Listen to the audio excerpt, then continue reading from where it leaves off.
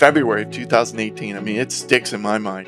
I had a whole bunch of stock index strategies, and they were all different kind of strategies. You look at the historical performance and look at the correlations, and you'd conclude, oh, these are not correlated at all.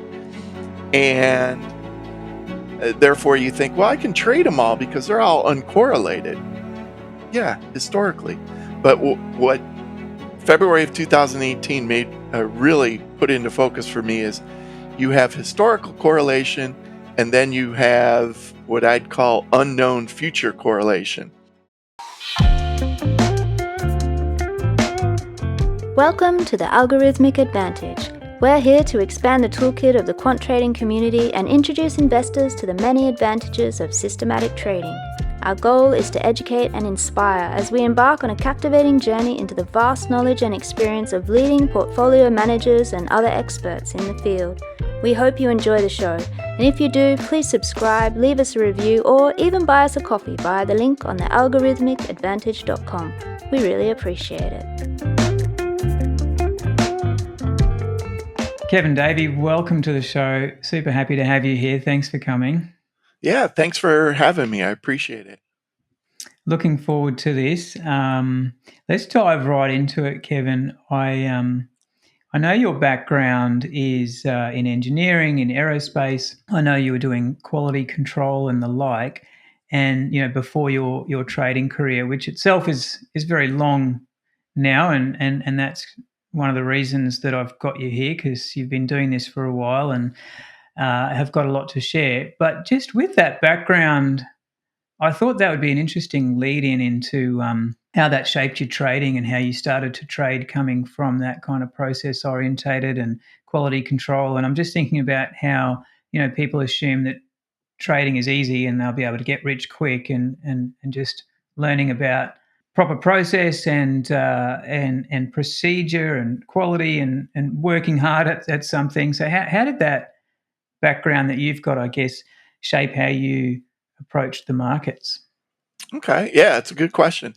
Part of it, it's actually probably two parts to that. The first part is my background's engineering. So, I have a bachelor's in aerospace engineering, and that kind of background, an engineering background, which a lot of traders seem to have.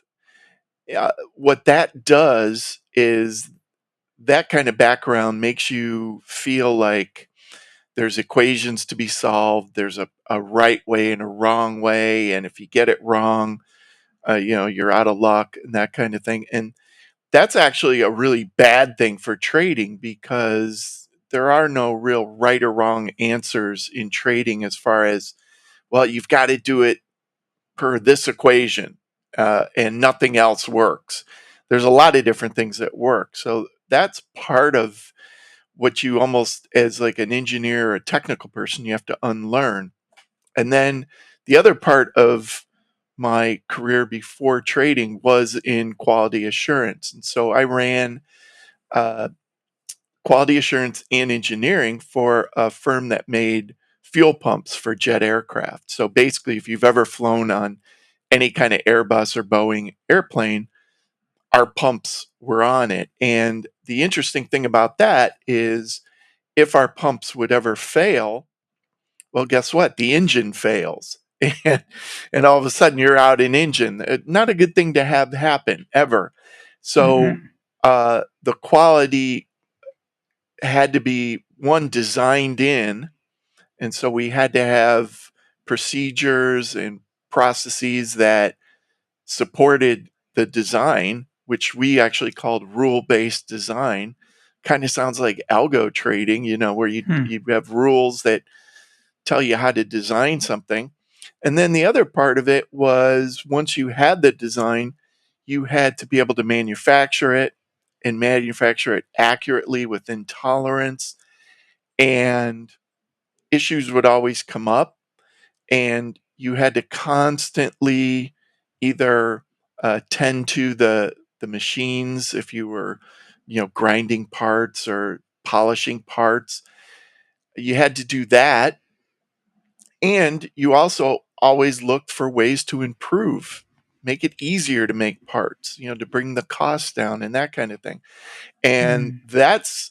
that part of it really applies to trading, because what I've found in my own trading, so I've been trading 30 years or so, and at least the last 20 has been almost all algo trading. They didn't call it algo trading 20 years ago. But what I've found is I don't do things the same way exactly that I did 20 years ago. Same general principles, but I've continuously improved what I'm doing. And I like to think, even compared to how I've developed systems 3 years ago, 5 years ago, Mm. that I'm doing things a lot better now. So you have to continuously improve. And that's, the quality assurance part of it really comes into play there. You have to have this mindset that, hey, it's never good enough. Even if your trading's going good, you've always got to be trying to go one step further. So, yeah, my background before trading really helped with those, Mm. in that way. Really interesting. Continual improvement. I'd like to delve into that a little later as well. Just the processes that you have built. I think that's something really powerful that you bring to the table. Talking about having a strict process for how we improve and how we develop and design and test. So, yeah, I think that's a really important theme. Let's just cover off how you trade as well, Kevin. Like, you're a futures trader. Tell me about the kind of trading that you do, the kind of time frames in the types of instruments that you trade, this kind of thing. Give us an overview of what your trading looks like. Okay. So, like you mentioned, I trade futures. So I stick to the US exchanges. So either the CME or the ICE exchange, which has, between the two of them, especially with the CME, they just have a huge array of different sectors. You have currencies, you have metals, you have energies, and so on. And so I'll look to trade any of the active futures that aren't necessarily brand new. So if they introduce some brand new ones, I don't trade those right off the bat, because I'm always looking to back test, to historically test whatever I'm doing. So I don't delve into any brand new markets. And I also stay away from some of the real smaller, the smaller markets, things like milk. I have traded in the past, but that one's such low volume that it's hard to uh, to really come up with strategies for that and to feel comfortable trading it. So I like to stick with the more liquid ones. But within that, I try to have a diversified portfolio. And so the way I trade, I'll look to any uh, possible way to trade, meaning intraday trading, short term trading, maybe a day or two, swing trading, where maybe I'm in for a couple weeks. Even some of my strategies are much longer term, where I might be in a trade for a month. Mm. So, and people might say, wow, you can't be in a trade for a month. But think of a market like coffee, at least up until the last couple weeks. Mm. Uh, Coffee was a great market to be in for probably a year. And yeah, there were some big drops every once in a while, but for the most part, it just kept going up. And so to be a long term trend follower in that, you would have done pretty well. Yeah. So I look at uh, all different, you know, time frames as far as how long trades last. I look at different bar sizes. So I don't necessarily just look at daily bars. I'll look at 60-minute bars. I'll look at some weird time bars too, 32 Mm-hmm. minute bars or 29-minute bars, things like that. And as far as where I get like ideas from, I will look anywhere and everywhere for ideas. So it could be technical indicators, things RSI, moving averages. Most of those don't work most of the time, but there are times where they do work, and there are situations where you can use those. candlestick patterns. Most of the times those don't work, but there are times where they do. Statistical, you could use like data mining. Got to be really careful with that, but sometimes that uncovers things. So there's a lot of different areas that I look at, and what it comes down to for me is if I can program it and historically test it, then it's worth at least trying.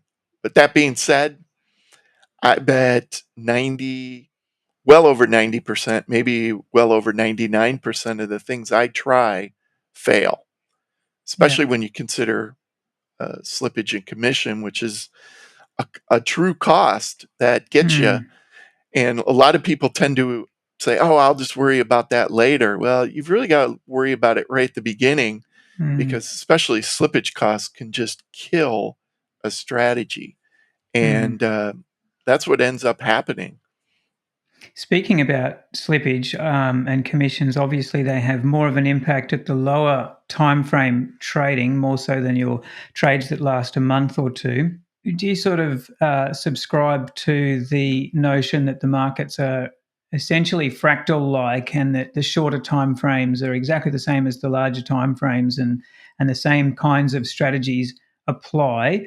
Or that there are differences, there's more noise, say, in the shorter term, and different strategies are required? There is noise definitely at all levels, and I think what ends up happening at the shorter time frames, the smaller bar sizes that you're looking at, shorter trade durations, the noise can be a bigger impact because, for one reason, is the slippage, because you still have to overcome that slippage whether you're trading once a week or once every 10 minutes.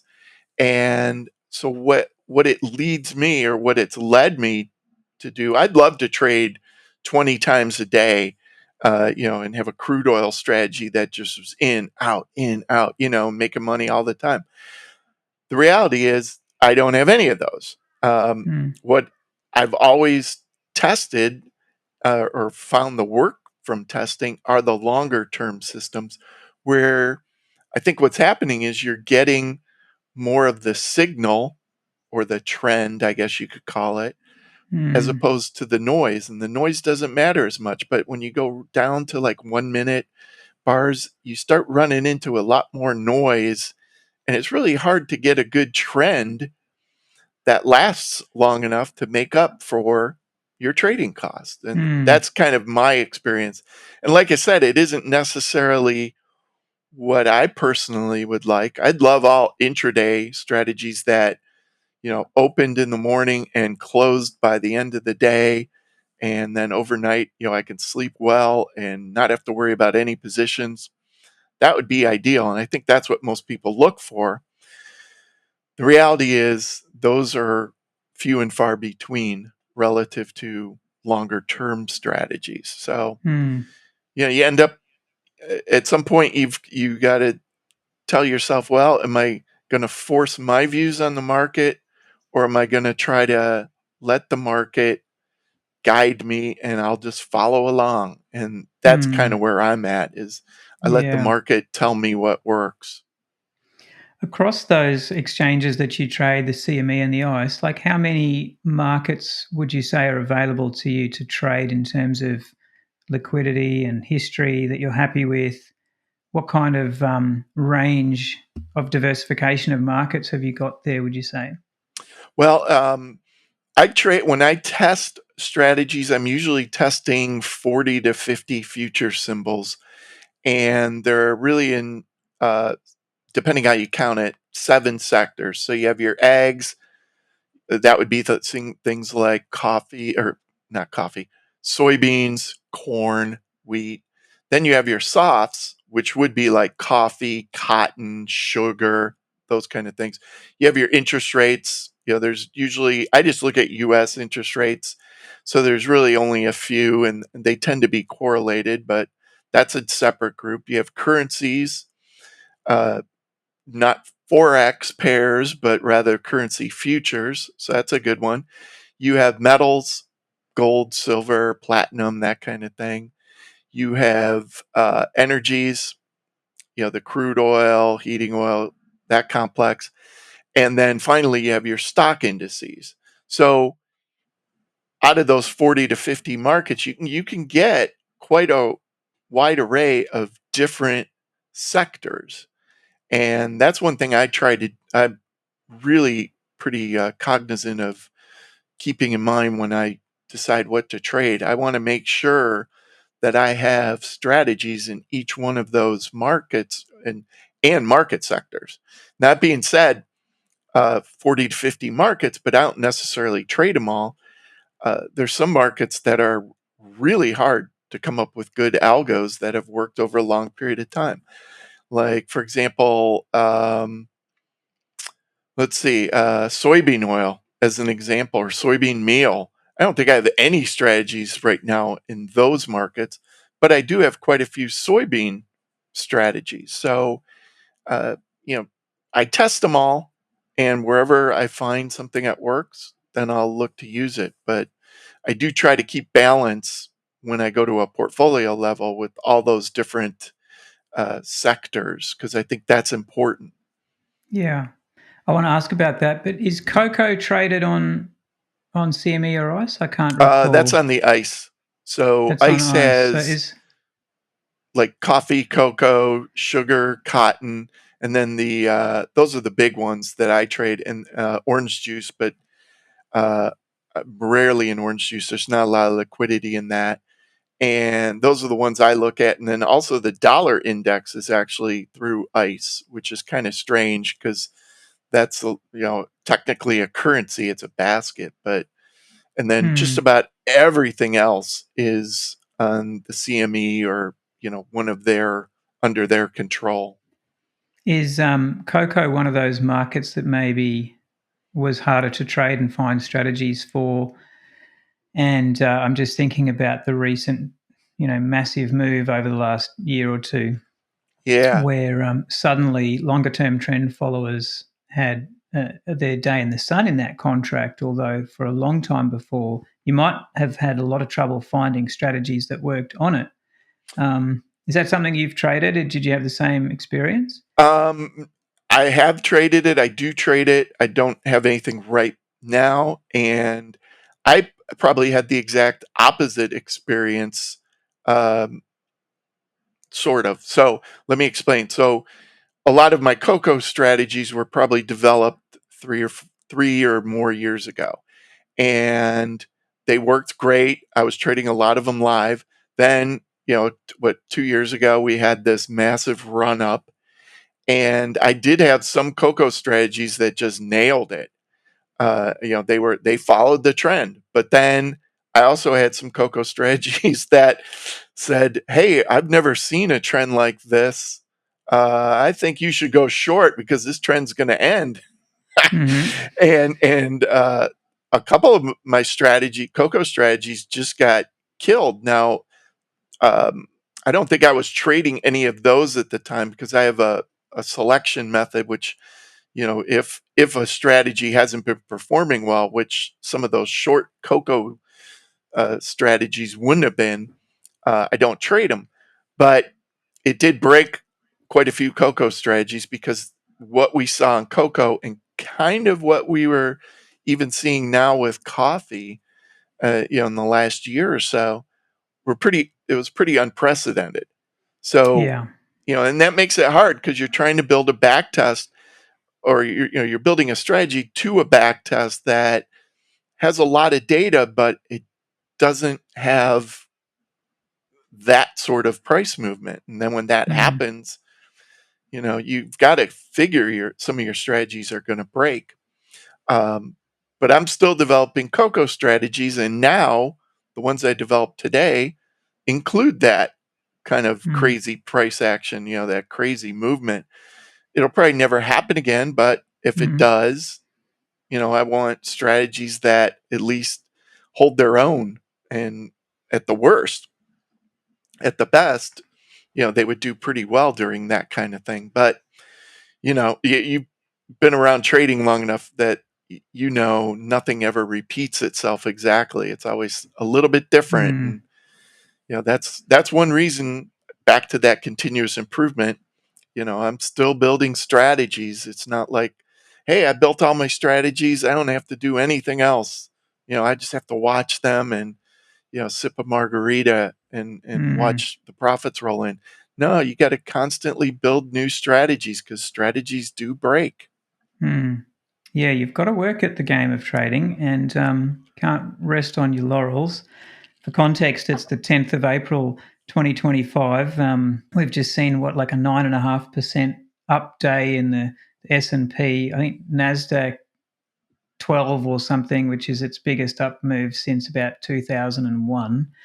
Off the back of coming down about 20%. I mean, the markets are wild, and it just never works out the same way twice. You've got to have Right. your risk management hat on, don't you? Because we had a big sell off in 2020 with the COVID crash, but this is different again. And even on the chart, sometimes it'll look the same, but the impact on your portfolio could be quite different. So yeah, they sort of rhyme, but maybe never quite repeat the markets.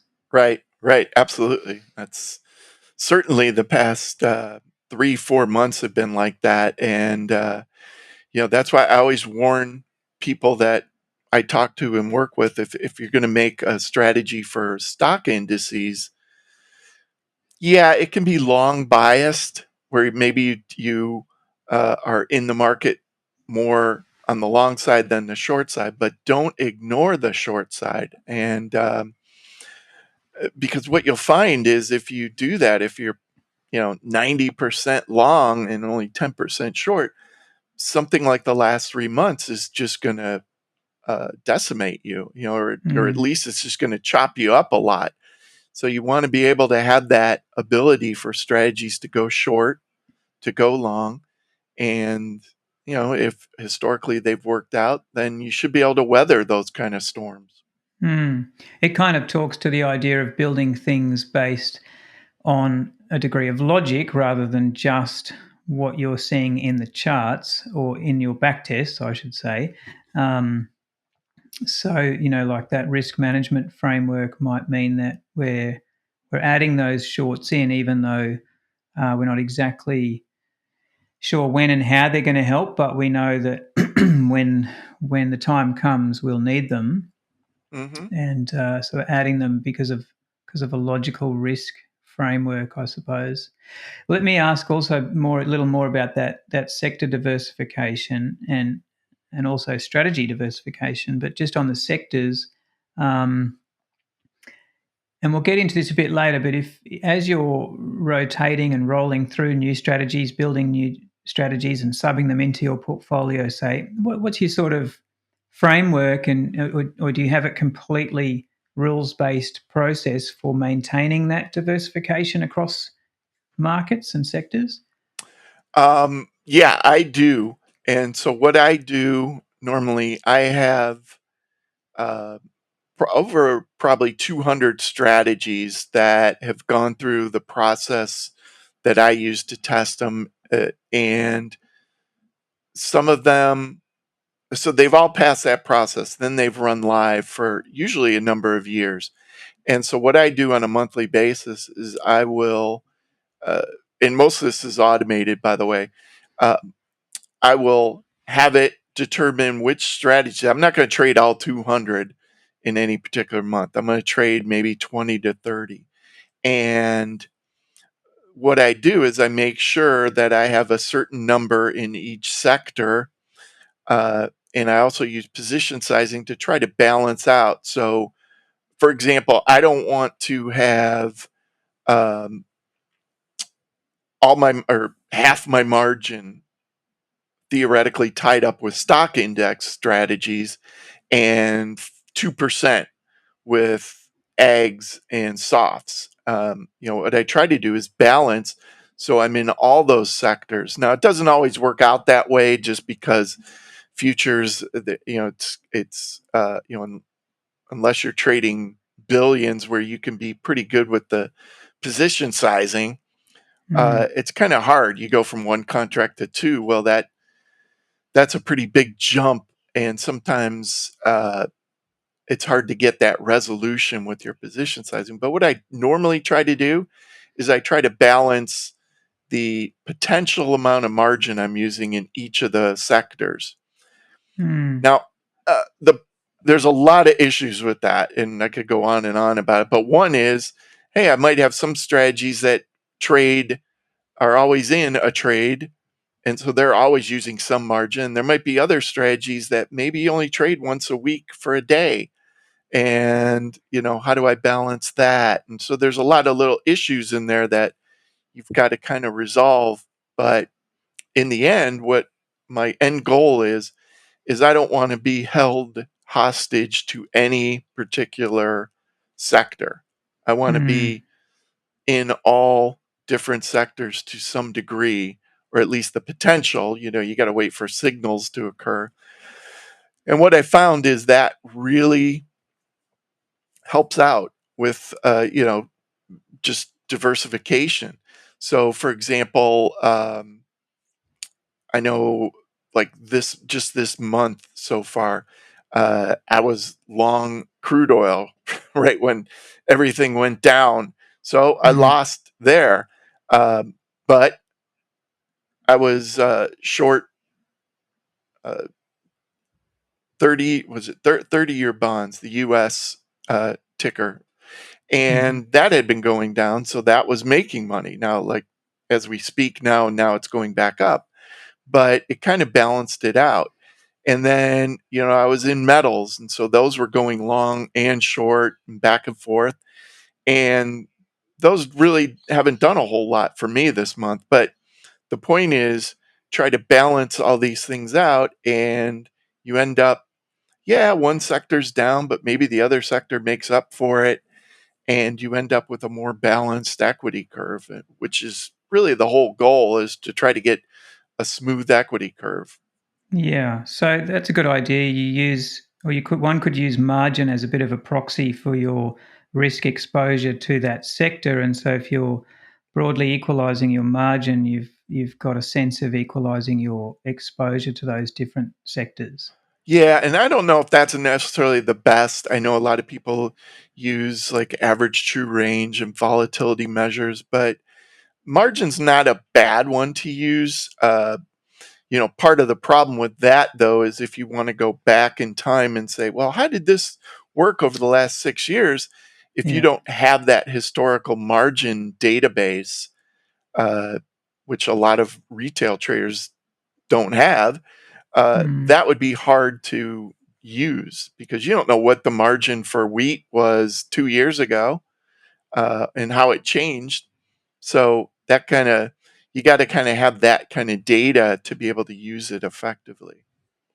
What are your thoughts on market or that sector diversification versus strategy diversification? So, having different strategy types and timeframes running on one market or one sector versus spreading strategies across sectors.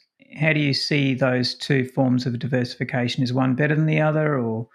I like both. So uh, I think I like the diversification across different instruments or different sectors a little bit better. And I'll tell you why. This goes back to 2018, February of 2018. I mean, it sticks in my mind.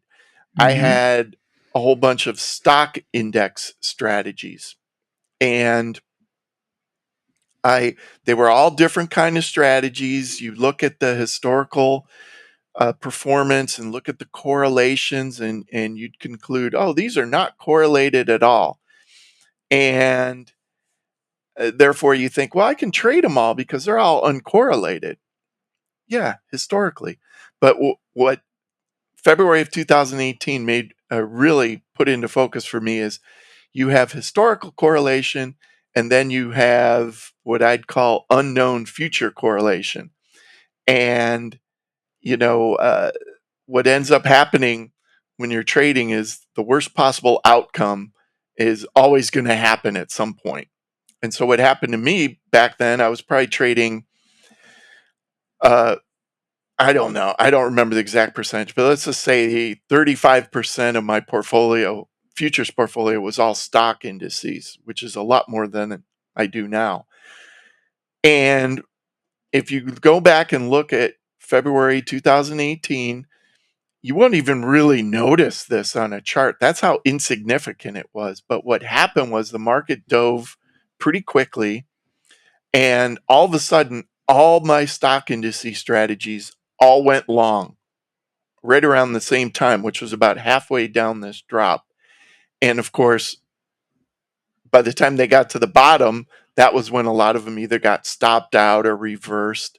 And so, in a very short period of time, this correlation of previously uncorrelated strategies just in the same market uh, really nailed me. And then, of course, the market turned around after it beat me up, turned around. And, now you go and look at that chart and you're like, how did that ever happen? But that's the danger of even multiple strategies in the same market is you can run all kinds of correlation, you could run all kinds of analysis to say, well, there's no way that more than 4 of my ES strategies will ever be long at the same time. You can do that going back 20 years, but it doesn't mean it's not going to happen tomorrow. And I think today in the market, where the market was up and down a little bit, and then all of a sudden there was that tariff pause and the market just took off. Imagine if you had been short and you were getting a lot of short signals, which I think a lot of people did the last few days because the market had gone down. They very easily could have been correlated, had a lot of correlated strategies that said, oh, be short. Then the market just takes off. Uh, and that's what you got to watch out for with that. Yeah. So, that's why I tend to like having multiple strategies in a bunch of different instruments, but I'm always in the back of my mind, I'm always aware of, hey, I don't want to be in a position where everything goes long. Or if it does, I make sure I don't trade that many strategies. So, for example, with stock indices, right now, I've out of 30 strategies maybe in my portfolio, I make sure I never have more than 3 that are stock indices. So even if they Yeah. all went long, all went short, I I feel I could handle that within the whole portfolio. Yeah. Really critical. Last time we chatted, Kevin, we talked about just those different time frames that you do trade in the different strategies. So you're trading minute bars, but you're also trading kind of daily data, if you like. Yep. How do you manage trading both of those? So, we talked, for example, of some of the nuances that can come into it when you're looking at, say, if you're a futures trader who's just from your data provider getting end of day data, you've got to be cognizant of what that end of day closing price is. Is it the settlement price? Is it the closing price? What are some of the things to consider there when you're trading kind of daily bars and minute bars, and how do you manage all of that? Okay. So most of what I do now, I've gotten away from what is a daily bar, and I'll explain why in a second. And I usually use 1440-minute bars, which is really a 24-hour bar. Now, the markets, even the ones that are open almost all the time, they're still only open for 23 hours. So a 1440-minute bar just gets all the data. It really could be, I think, a 1380 instead of a 1440. Uh, but that gets all the data. If you look at daily bars, it depends on your data provider how they identify the closing price. So this goes back, gosh, at least 20 years, 30 years to when there was pit trading, and they had much smaller hours. So let's just take gold for example. Gold used to trade, I believe it was in New York. It was like 8:30 in the morning, and it would close at 1:30. So the settlement price, when they figured out, hey, the closing price for that day was determined to be between 1:29 p.m. and 1:30 p.m. Okay, so you'd have a daily bar, and it would reflect that price at the close. makes a lot of sense, right? Well, then they went to the 24-hour markets, and it didn't all happen at once. It kind of expanded over time. Well, now uh, they never changed the settlement time, at least for most markets. Maybe some they did. So gold, the settlement price is still around 1:30 p.m. every day, even though it keeps trading till 5 p.m. And if you don't know that and you don't know what your data provider provides, you might be thinking, oh, that was the price at 5 p.m. when really that price was at 1:30 p.m. So just to give you an example, I use TradeStation. Their daily bars, their closing price is the exchange settlement price. But the 1440 minute bars, the closing price is the 5 p.m., the last price traded price. And on days, well, today almost was a good example because I think the tariff news came out like around right before 1:30. But let's just say that tariff news came out at 4 p.m. Well, you'd have a lot of markets like gold, oil, interest rates that all settle before that time. So their closing price, settlement price would be a lot different than the last price traded. And of course, Yeah. that makes a huge difference sometimes on all your indicators. If you're calculating moving averages or, whatever you're calculating, breakouts, you could get wildly different signals. And so you've got to kind of account for that. And I'll tell you, most people, including myself, never even realized this was an issue until you see a trade and then maybe you refresh the chart and the data changes because now it updates the settlement price and your trade disappears and you're like, what happened? Mm. And then it leads you Yeah. down that rabbit hole of, oh my goodness, this data Mm. is all different. And uh, so depending on your data provider, you could take the exact same strategy. You could run it with one data vendor. I could run it with another, and we could get totally different results just because of that difference. Mm. So it's one of those little nuanced things, but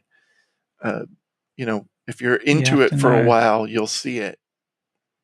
When you're trading the 1440-minute bars, do you have the opportunity to, say, get a closing price? Let's say it's at 3 p.m. and the market reopens at 4, and then execute, say, a trade that you want to get in that hour gap, as if to say, if you're trading kind of those daily bars, you've got time to process by the end of the day before the open the next day, as opposed to trading with the 1440-minute bar. Maybe if you're trading like daily bars, like you're waiting for your data provider to give you the end of day data, which is going to happen after the market close, and then you're going to process your algos and then put your orders in, and so the orders are technically late. Can you can you can you act quicker with those 1440-minute bars? The nice thing about the 1440-minute bars and the reason I use them is because that closing price really won't change. So when the markets close, that price, your strategy will run with that price and everything will be okay and it will give you a signal or not.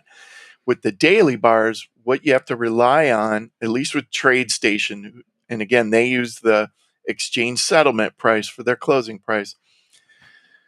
If you look right a second before the market closes at a daily bar, it will show the last price traded.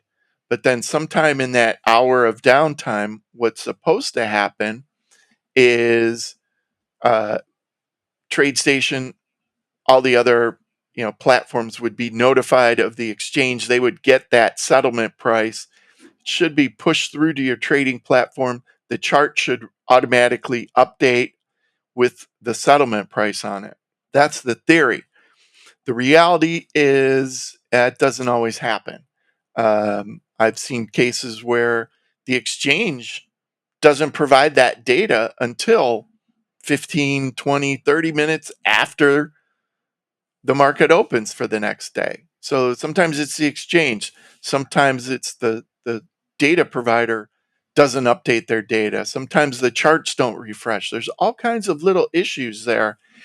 And what ends up happening is sometimes you will actually get what I call a phantom trade, where it'll take a trade, but then if you refresh the chart with up-to-date data, the trade will disappear. And then you'll be like, if you notice it, you'll be like, oh man, now what do I do? So you've got to watch out for that. But that is why daily bars are not good. But what is good about daily bars are those are the settlement prices. Okay. So everybody in the world who gets a brokerage statement, their brokerage statement's going to reflect that settlement price. And that's useful for, how much equity they have, how much margin leeway they have. So, uh, you know, a lot of people put a lot of faith in that settlement price because that's what you're marked to at the end of the day. So you're not marked necessarily to the last price traded. You're marked to the settlement prices. And when you look at it that way, you can say, wow, those settlement prices are important. You think of it like a big grain house that at the end of the day, they see that settlement price, which might be different than the last price traded, maybe not. And they might make some decisions based on that settlement price. They have obviously certain risk tolerances, and that's what they have to look at. So there's pros and cons to each. But I've found for automated algo trading, I've kind of gotten away from daily bars more, and it really is more of a uh, just a practical, functional issue. Yeah. I don't want a lot of issues with trades disappearing and data not updating. So that's why I tend to do what I do. Kevin, you run some workshops, so you've been helping traders for many years. As you're looking at retail traders, you understand the issues they face. I guess in a world where there are ever more quants with ever more data and processing power and machine learning and uh, tools and capabilities at their fingertips. Um, do you see that the ability, say, for the smaller retail trader to have an edge is decreased or increased or has remained the same? Like how does the newer retail trader get ahead? That's a good question. And most retail traders probably don't get ahead. But I'd like to say, and because people ask me this, they're like, well, you've been doing this for 20 years. Isn't it easy now? And my response is, no, it's not. It never gets easy. And, people are always perplexed by that because they're like, well, you've been doing it for so long. You should be so good at it. You should be, making money in your sleep kind of thing. Like all those YouTubers, Kevin. Yeah, exactly. And, the thing is, uh, every day there's new competition. And like you said, there's new tools out there and people are using those tools. The good part about that, all these new participants, is usually people come into this with uh, just a twisted mindset that it's going to be easy to make money, it's going to be easy to develop strategies, and there's not going to be any like really tough things to do. They just got to do it. I just yesterday I got an email from somebody who said, I've been trading a year and a half and I'm still not profitable. What am I doing wrong? I'm like, well, who knows? But you could say you've been trading 10 years and still not making money, and that wouldn't surprise me necessarily. So I think I guess it's harder than it was probably 20 years ago when you had nobody doing back tests and that kind of thing. And at the same time, it's easier to do the back tests, but you still fall victim to typical human thinking. I remember I mentioned at the beginning of being an engineer, a technical person. You think, I've got to solve this problem. I got to solve this equation of the markets. And that's not necessarily how it works. So that makes it uh, tougher for people who just don't come in with the right mindset. So Mm. overall, I don't want to say it's easier, because it's not. The tools are certainly better and you can do more, but now there's a ton more people trying to do the same thing you are. And, futures are a zero sum game. If I'm long gold, every dollar I make in gold, there is somebody out there losing money. They're losing that dollar.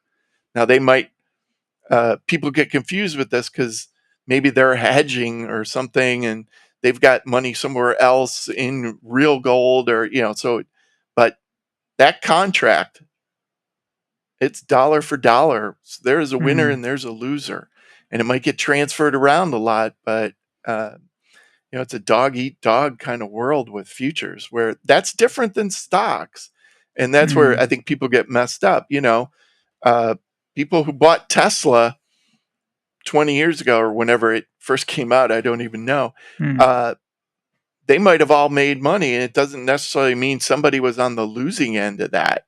It was because Tesla grew as a business and Yeah, everybody, all the owners benefited from that. And futures is different. that's So, it. Yeah. Before we move on to the next stage, because I want to get into your strategy development philosophy and process, okay. I just want to quickly ask you if there's a particular style that you lean toward, like a particular, say, market inefficiency or behavioral pattern that you like to exploit the most. For example, are you more of a mean reversion trader? Are you more of a trend following trader? Do you see yourself do you see trading in that light, or do you have a different outlook altogether? Well, I think, for the most part, a lot of what I'd be trading would be considered trend following, only because I tend to go for l- fewer trades with bigger average net Mm. profit per trade.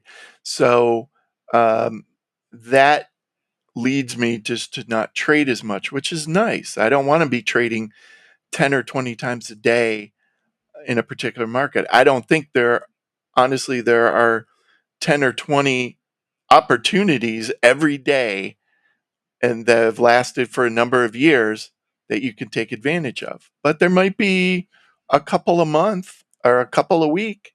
There, Mm. those are a little more likely. Um, so that being said, tend to do trend following. The downside to it is if you're in a long-term trend. So I mentioned coffee before. Let's just say you had been long coffee for the last 6 months. Yeah, you would have made a lot of money. But if you were to look at a chart and just say, hey, last April 1st, just to throw out a date, I'm going long coffee. And if you'd look at that equity curve, you would see some pretty scary drops, some big losing days, probably some big losing weeks, maybe even a losing month. But overall, you would have made money.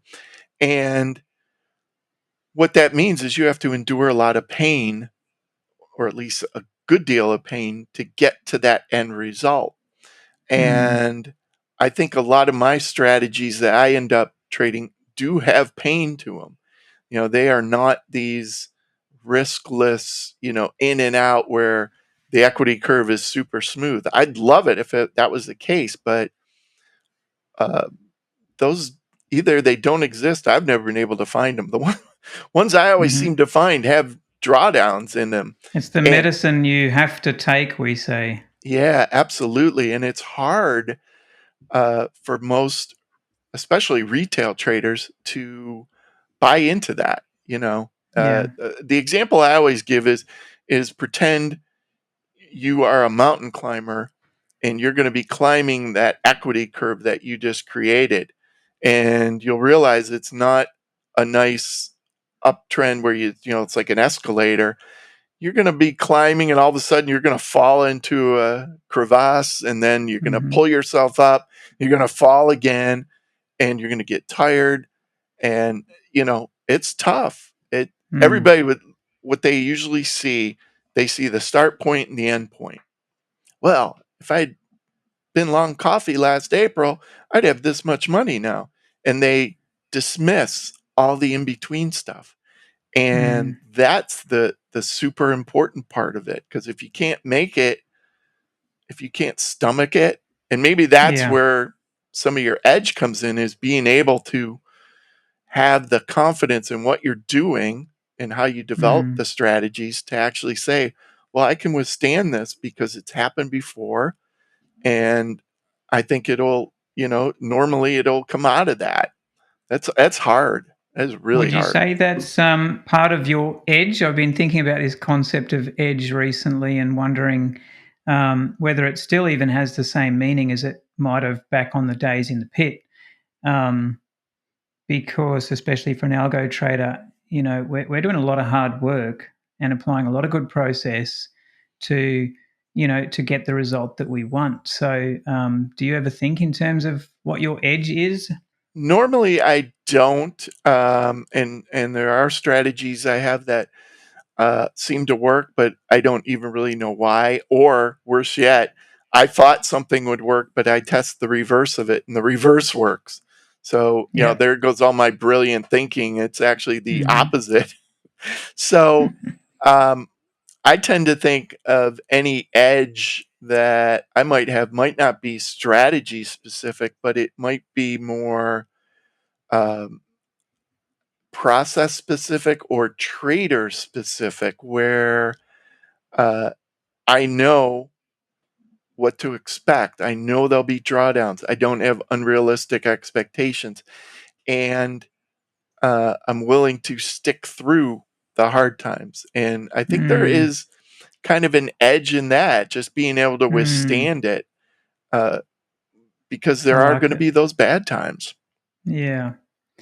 Okay, so getting into your strategy development process, and then I want to get into your robustness testing. But just in the strategy development, I guess if we can skim through it, um, do you have an approach of, well, where do you fall in the spectrum of sort of simple versus complex strategies? Do you tend to try and make them as simple as possible, or in pursuit of that edge, you end up developing quite a bit of complexity? Hmm.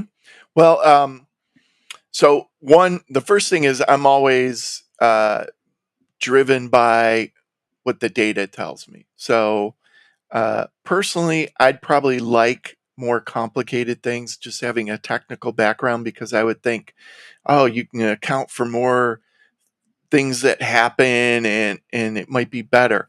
But what I've found is usually it's the simple things that work better. And, strategies with a couple lines of code as opposed to thousands lines of code, those tend to work better. At least the way I develop them, and the way I test them, and the way I trade them. Hmm. There might be some people out there who have supercomputers that are doing all sorts of millions and millions of runs, and to figure out what's best. That's never worked for me. It's always trying to keep it simple.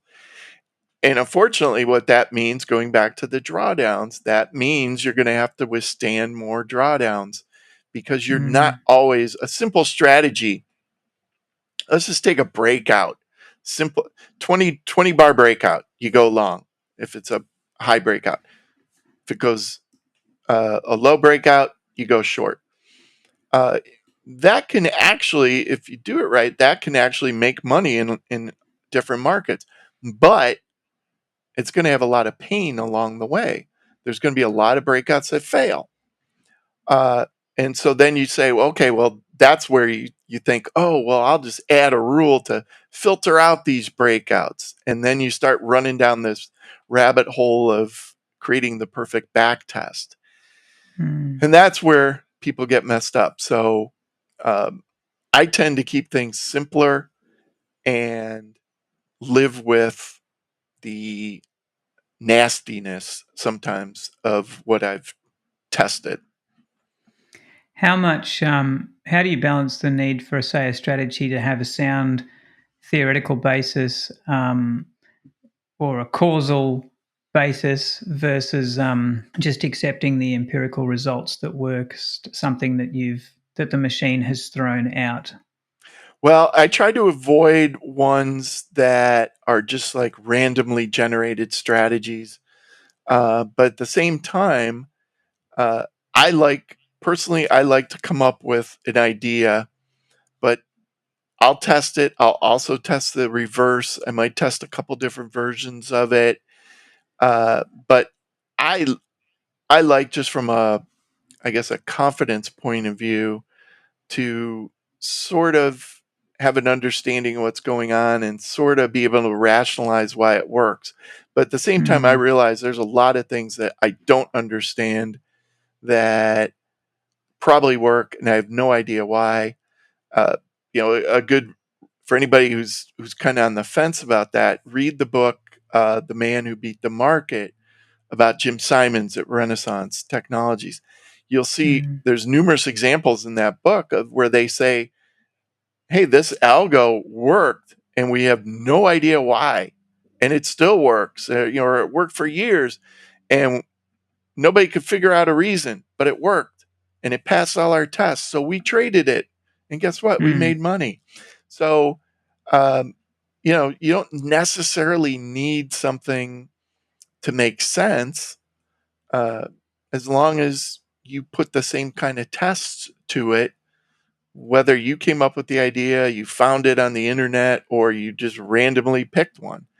Um, mm, there's, I think all could work, but personally, I like ones that at least I can sort of understand. I don't like ones where I just throw stuff. And, I know there's software out there where you can literally just go down a list of, yeah, do RSI, do ADX, do mm, stochastics, do percent R, do this, do that, and mix them all up and come up with a strategy. That I'm not a big fan of that personally. mm.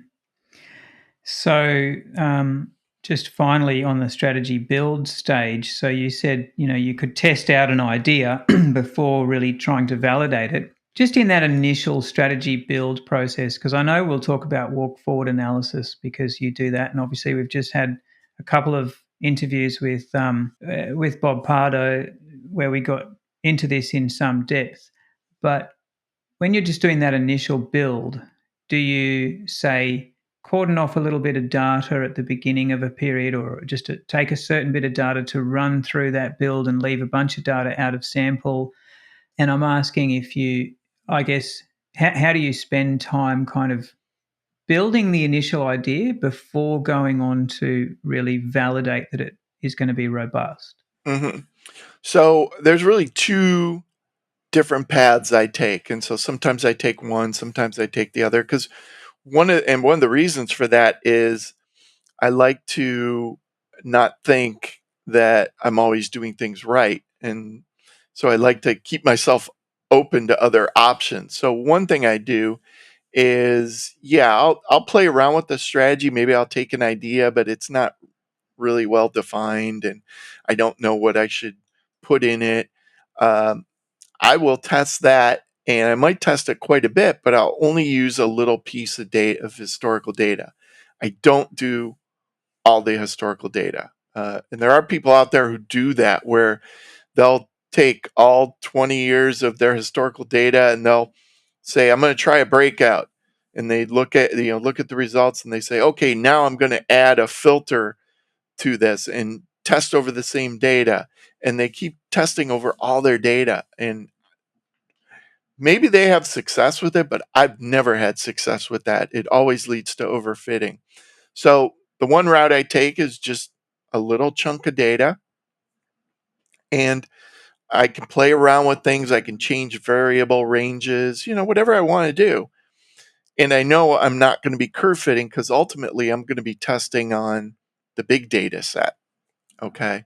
So that's one way. The other way is I just say, "Hey, I think I have a decent idea. I'm just going to test it on all the data." And so I'll literally go from idea to build the strategy. Here's my strategy. I know all my inputs, whatever optimization I want to do. and I'll immediately go to the walk forward optimization, which is when you use all the data. And the key with it is it's a one-shot test. So it either passes or it doesn't. You can't go back and change it. You can't get the walk forward results and say, ooh, I like it, except in 2022 had that big drawdown. So what if I put a filter in for right there and then run the walk forward again? Because the idea with walk forward or any out of sample testing, that's what walk forward is when you do it right, is you do it once and then it's truly, unseen data that your strategy never saw it. But if you run the walk forward testing correctly and you do 100 versions of the strategy, it's not really out of sample anymore. It's just you think you did out of sample, but you really just ran an optimization. You're lying to yourself. Yeah. So we're starting to talk about your robustness testing and validation process. So you've mentioned walk forward. Can you maybe back up a bit and just give us the 30,000 foot view of your process, the key parts of your validation process and where walk forward fits in that? Okay. So the first thing I start out with is just knowing upfront what I want as far as goals and objectives. And most people don't. They just say, I just want a strategy. It makes a lot of money. But you've really got to have those goals up front, because that's your cue to know when you have something good enough. If you meet your goals, then it's time to stop it. And again, it goes back to what most people want to do is they want to perfect what they're doing. And yeah, that works in a lot of different aspects of life, but in building algos, it doesn't, at least my experience. You want to make it good enough, but not too good. So that's where I start. Then I come up with the idea. I do some of my preliminary limited testing, a small data set. And then when I'm ready to go, I'll do the walk forward testing. And I take the results of the walk forward test, and then I'll do some what's called Monte Carlo simulation. So I'll take my trade results, mix them up. It's a process to give you some probabilities of, hey, what's the probability that I'll get wiped out if I trade this strategy with this amount of money for a year? What's my return to drawdown? That's, to me, the most important metric there is. It's not net profit. It's not max drawdown. It's the profit to drawdown. It's the combination of those two. So that becomes like one of the keys. And so I have certain thresholds, and I don't necessarily have a robustness test for it, but the limits I use, or the boundaries I use, because I say, well, if the return to drawdown's below a certain point, it's not worth trading. But if it's too good, well, you got to worry about that too. And what I always go back to is thinking about, if you faked a good trading system, how would you discover it? How would you determine it? And one way is by, if the results look too good to be true, those things fall apart. And so just for doing this years and years, I have those limits, and that becomes a pretty good test of predicting future performance. But one of the biggest things is seeing how that strategy performs after you're done developing. So you stop development, you run your walk forward test, you do your Monte Carlo simulation, you say, yeah, this is in a good range, but I don't know, maybe I overfit, maybe I curve fit, maybe I did something wrong. So you let the strategy run live, not necessarily with real money, although you can. That kind of defeats the purpose, but you want to make sure the strategy doesn't fall apart. And how long would you give it, say? I usually do anywhere from like 6 months to a year. It's a long And time. Very patient. well, that's I especially know that when I first started doing it, I was like, okay, well, I just developed a strategy. Oh, now I got to wait 9 months. What? Mm. What am I going Yeah. to do in the meantime? But the nice thing about that is once you get rolling with developing strategies, you're always going to have some new ones coming up that were Mm. 9 months ago. And And have been nicely validated in a live market. I can't think of anything right. better. Well, yeah, it doesn't necessarily mean, I've had strategies that tested great in walk forward testing, that looked great during this 9 month period, and then I start trading them live and they fell apart.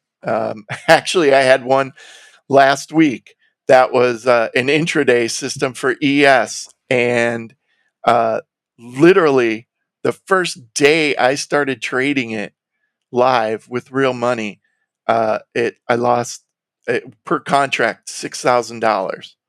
I was Yeah, like, well, it's been a how rough time. yeah, I'm like, how did that happen? It has this great looking equity curve.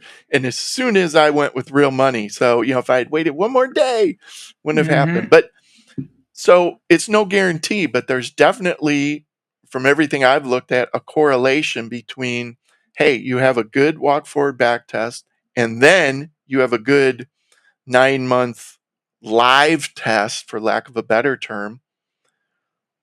That combination tends to lead to strategies that perform live better. Doesn't guarantee it by any means, but it kind of puts the odds in your favor a little bit. And so Yeah. you talk about robustness tests, and what a lot of people do, I think they make the mistake of putting their robustness tests on their historical testing.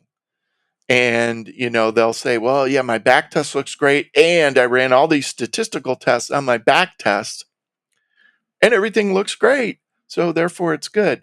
And my counter to that has always been thinking, well, what if that back test was fake?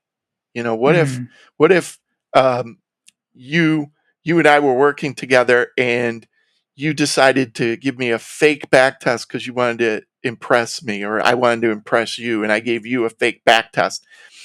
And you would look at it and it looks great, and you run all these robustness tests on that back test, everything looks great, and we both agree, yeah, that should be a good strategy.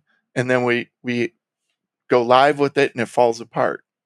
That live test, it's hard to it's hard to really cheat that. um, Mm. and that's one reason, uh, students I work with who take my course, I I always survey them of, what do you think of this step? How does this step work? And this step, which I call incubation, because what you're doing is you're incubating the strategy. You're just watching it. You're not trading with real money.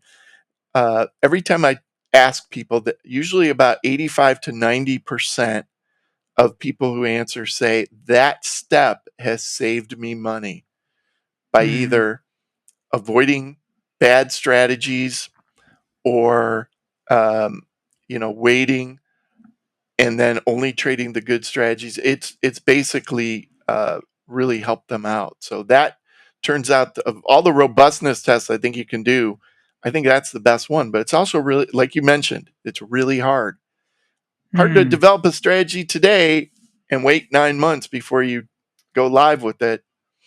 Most Yeah. people cannot do it, and that's. But again, I think that's what makes it so useful. Is, Mm. hey, if nobody can do it, that means most people aren't doing it, and they're going live with all their back tested garbage, and Yeah. then they lose. We should remind you that the conversations on this show are informal and for entertainment purposes only.